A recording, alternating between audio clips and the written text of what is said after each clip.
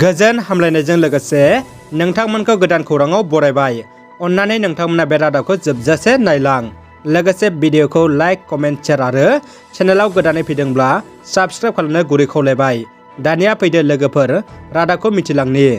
गिबि खौराङाव दङ BPFनि MLA रबिराम नार्जारिया BPF दोलो नागारना इउपिपिएल दोलोआव हाबसिगोन खौरां गोसारनायनि सायाव रबिराम नार्जारिया दिनै खेंफोरथि होदों।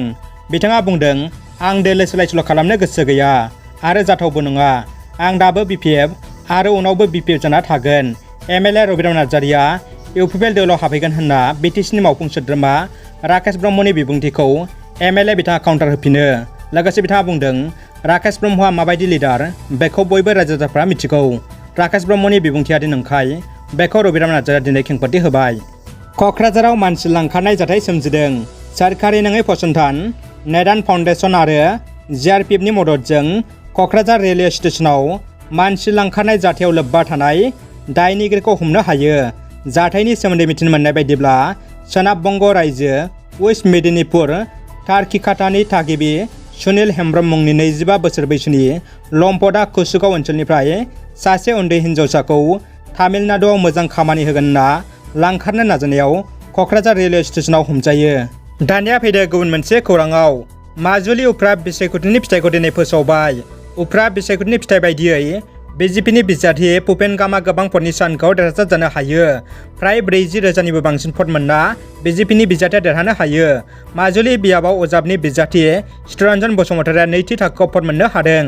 गुबुन फारसे दिनै भारतनि दरबा रायजो उत्तर प्रदेश, मणिपुर, पान्जाब, गवा आरो उत्तराखन्ड रायजोनि बिसायख'थिनि फिथाइखौ फोसावबाय। उत्तर प्रदेशआव BJP दोलोआ बांसिन मासि मोनदों। पान्जाबाव अरविन्द केजरिवालनि आप दोलोआ बांसिन। गवायावबो BJPआ बांसिन आवगायदों। गुबुन फारसे उत्तराखन्डआवबो BJPआ बांसिन आवगायदों। आरोबाव सा-सानजा भारत मणिपुरावबो BJPआनो बांसिन लिड खालामदों। अदेबानि बे रादाबखौ फरायनायसिमाव रिजाल्टआ आबुं जायाखैमोन। साननाया सोलिगासिनो दंमोन। अब्लाबो लिडिं हिसाबै जोबथा फिथाइयाबो बिदिनो जाहैगोनखौ नुहुरो। सासे उन्दै गथ' गोनांखा आइजोआ सासे हिन्जाव गोनांखा हौवाजों खारखोमा लांदों।